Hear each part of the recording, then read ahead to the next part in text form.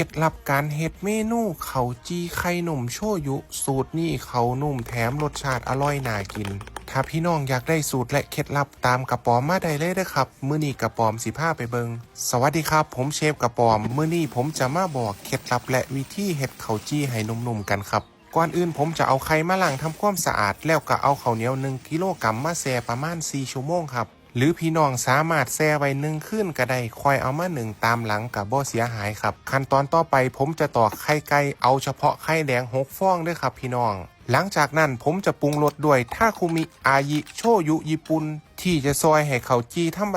มดาของเฮาอร่อยและมีกลิ่นหอมมากยิ่งขึ้นใส่ลงไปแค่2 ช้อนโต๊ะเอ้า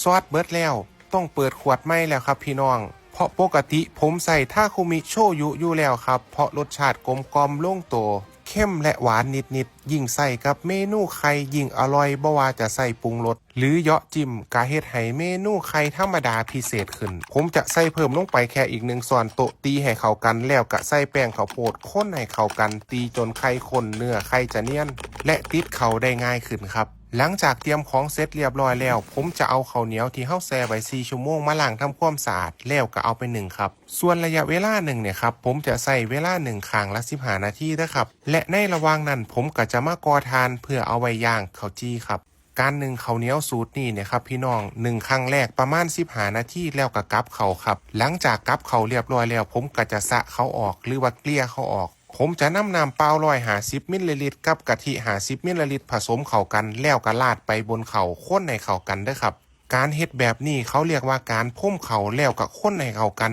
1ต่ออีกประมาณ10 นาทีเด้อครับเพราะการ1อีก10 นาทีเพื่อให้น้ำที่ใส่ลงไปนะครับระเหยออกแล้วค่อยเอาเข่าเนี่ยแหละครับมาทรายหรือว่าการระบายความร้อนออกหลังจากนั้นเนี่ยครับผมจะเอาข้าวเหนียวไปเก็บไว้ในกระติบครับเวลาอยากใส่กะจกมาใส่เฮ็ดข้าวจีได้เลยและขั้นตอนต่อไปผมจะเอาข้าวเหนียวที่เฮานึ่งเนี่ยแหละครับมาอัดใส่พิมพ์ว่างเป็นชิ้นๆไว้บนถาดครับแต่สำหรับพี่น้องที่เฮ็ดจำนวนปริมาณที่หลายพี่น้องสามารถเอาพลาสติกเลี่ยงไว้ข้างบนแล้วก็เอาเขาว่างได้อีกเป็นชั้นๆได้หลายๆชั้นหลังจากนั้นผมจะเอาขี้เถ้ากบลงไปในทานเพื่อให้ทานเบาลงเพื่อให้ไฟบ่แห้งเกินไปค่อยๆย่างด้วยไฟกลางจนเขาค่อยๆหมาดหลังจากนั้นจะนำข้าวเหนียวที่จี้แล้วหมาดๆไปชุบไข่ที่ปรุงไว้แล้วก็นำไปย่างต่อจนสุกผมจะค่อยๆย่างทีละด้านครับพี่น้องทำแบบนี้ไปเรื่อยๆเด้อครับชุบแล้วก็ย่างชุบแล้วก็ย่างหลังจากสุกทีละข้างแล้วผมก็จะพลิกเขากลับคืนมาหลังจากนั้นเนี่ยครับก็จะเอาอีกข้างหนึ่งที่บ่ทันได้ชุบไข่กลับมาชุบไข่อีกรอบนึงแล้วก็ย่างจนสุก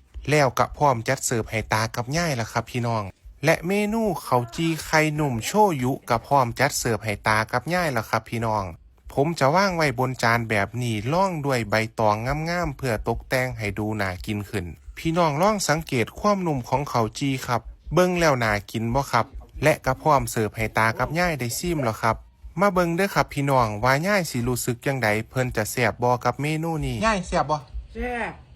นุ่มหอมโชยุ ปลาแซ่บบ่แซ่บนุ่มหอมโจยุบอกเลยว่าเมนูข้าวจี่ไข่นมโชยุอร่อยจนตากับยายกินแซ่บจนยกนิ้วให้เลยครับเบิ่งคลิปจบแล้วพี่น้องอย่าลืมไปเฮ็ดตามกันเด้อครับ